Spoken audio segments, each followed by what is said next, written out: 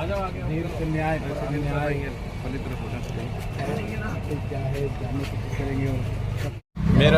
Sir Rama भाई संत आसाराम जी आश्रम फरीदाबाद से।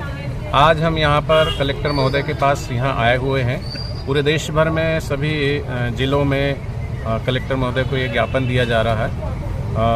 विगत 11 वर्षों से संत आसाराम जी बापू जी जोधपुर जेल में है। पोक्सो एक्ट उनके ऊपर लगाया गया है। मैं संक्षिप्त में बताना चाहूँगा कि 2004 में जयेंद्र सरस्वती जी के लिए बापूजी ने आवाज़ उठाई थी, जंतर मंतर पर धरना दिया था। उसके बाद बापूजी बोले थे कि अब हमारे आश्रमों पर और समितियों पर आंधी चलेगी, षड्यंत्र होंगे, और वही हो रहा है।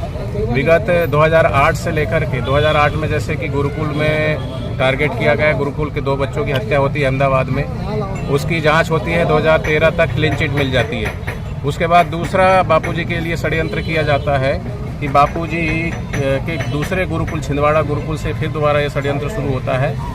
वहाँ जब ये पोक्सो एक्ट बना, निर्भया कांड जो हुआ था दिल्ली में सभी को पता है, उसमें पहला ऐसा प्रावधान था कि अगर कोई नाबालिग लड़की है, उसके साथ गलत व्यवहार होता है, उसका बलात्कार होता है तो पोक्सो एक्ट लगेगा। लेकिन उसमें संशोधन हुआ 2013 में, और अगर लड़की माइनर है, अगर वो कुछ भी कह देती है किसी के लिए तो पोक्सो एक्ट माना जाएगा। तो 2013 में ये एक्ट बनने के बाद हमारे बापूजी के ऊपर पोक्सो एक्ट लगाया गया।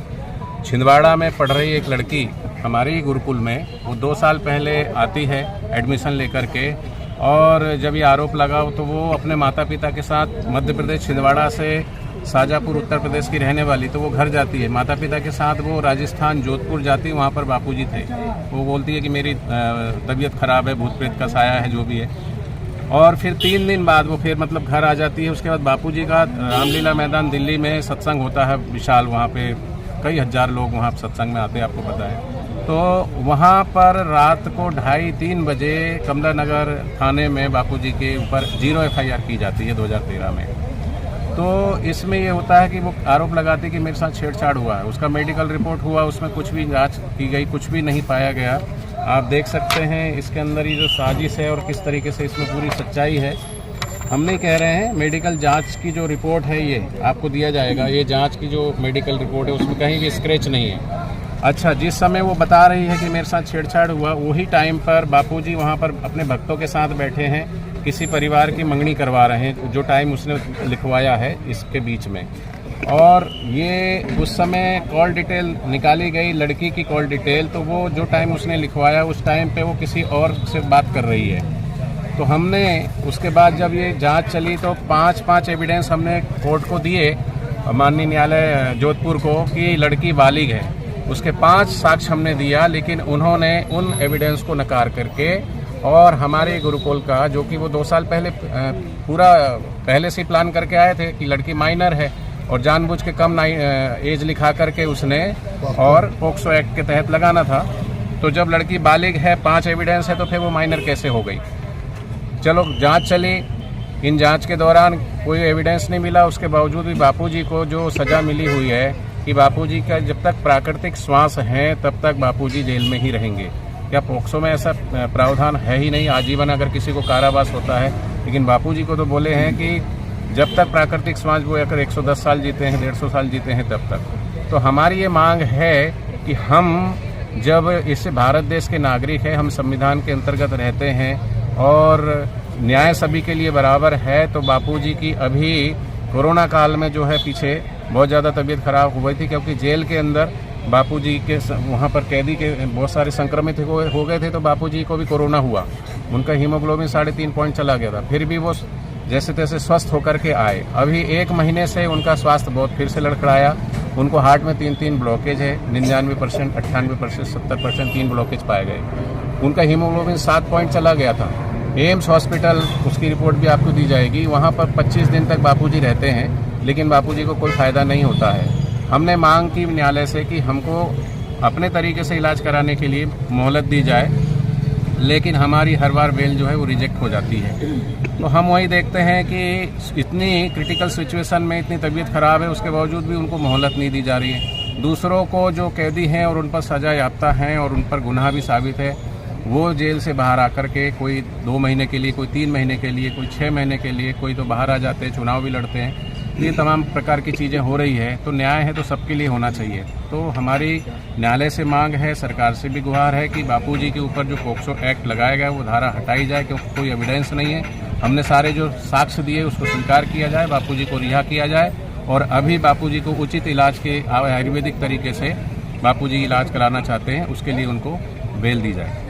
आपको क्या लगता है जो आशाराम बापूजी है उनके साथ अन्याय हो रहा है? क्योंकि एक इसी जुर्म में गुरुमत राम रहीम भी जेल में थे, जिनको पैरोल मिली है। जी जी बिल्कुल, हम यही तो कहना चाह रहे हैं कि दूसरे लोगों पर, बापूजी पर चार्ज लगाया है पॉक्सो का, लेकिन साक्ष्य नहीं है।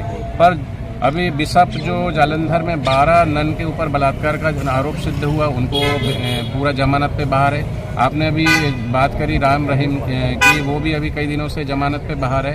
राजनीतिक अगर उससे देखा जाए तो लालू प्रसाद बाहर है और भी कई सारे जो लोग हैं वो बाहर है। तो बापूजी के तो साथ राजनीति हावी है, आप कहना चाहते हैं? अब ये कहीं ना कहीं राजनीतिक षड्यंत्र हो सकता है, तभी हमको न्यायालय जो है 1 भी दिन की मोहलत नहीं दी जा रही है। तो आप यहाँ आए हैं, आप किस उम्मीद से आए हैं?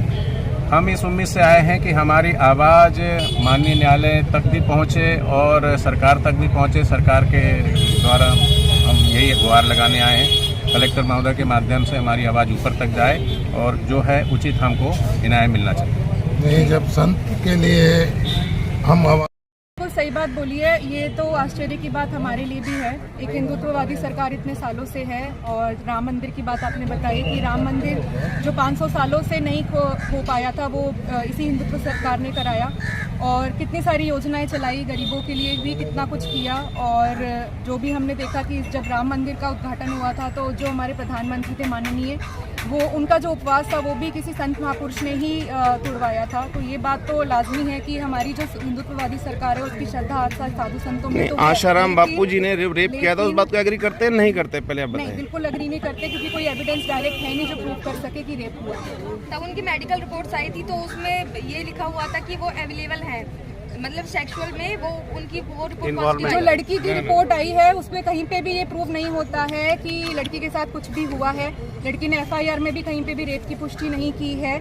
जो भी है सरकार को हम, क्योंकि हिंदुत्ववादी सरकार है तो हमें पूरी उम्मीद है माननीय, मैं तो ये अनुरोध करूंगी आपके माध्यम से, आप चौथा स्तंभ है तो मैं माननीय सरकार से, प्रधानमंत्री से यही अनुरोध करूंगी कि हमारी इस मांग को सुना जाए। जैसे कि आपने राम रहीम जी की बात की, ये आश्चर्य हमारे लिए भी है, जब एक संत को बेल मिल सकती है तो एक जो निर्दोष संत हैं वो तो फुल फ्लेजेड लीगली उनको बेल मिलनी चाहिए, वो एलिजिबल है। आप किसी भी अगर किसी भी एक बुद्धिजीवी इंटेलेक्चुअल अगर आप वकील से पूछेंगे आज की डेट में तो वो बापूजी के केस को देख के यही बोलता है कि ये कोई बोगस केस है, इसमें कोई भी साक्ष्य नहीं है कि 11 साल तक आप एक संत को प्रताड़ित करो। बापूजी एज वाइज भी एलिजिबल है, बापूजी लीगली भी एलिजिबल है, बापूजी हेल्थ वाइज भी एलिजिबल है बेल के लिए। तो मीडिया के माध्यम से आप क्या सरकार को क्या संदेश देना चाहेंगे? हम मीडिया के माध्यम से सरकार से ये अनुरोध करना चाह रहे हैं, माननीय प्रधानमंत्री से यही अनुरोध करना चाह रहे हैं कि आप इसमें इंटरवीन करें, आप इसे स्वतः संज्ञान में लें, क्योंकि 11 वर्षों से एक संत परेशान है और बापूजी ने जो समाज के लिए किया है वो किसी से भी छुपा नहीं है। तो आज जो भी भारत विश्व गुरु बनने की ओर है वो हमारे संतों का ही संकल्प है, बापूजी का ही संकल्प है और कहीं ना कहीं जो हमारी हिंदुत्ववादी सरकार है वो उसको भी जोरों शोरों से पूरा करने में लगी है।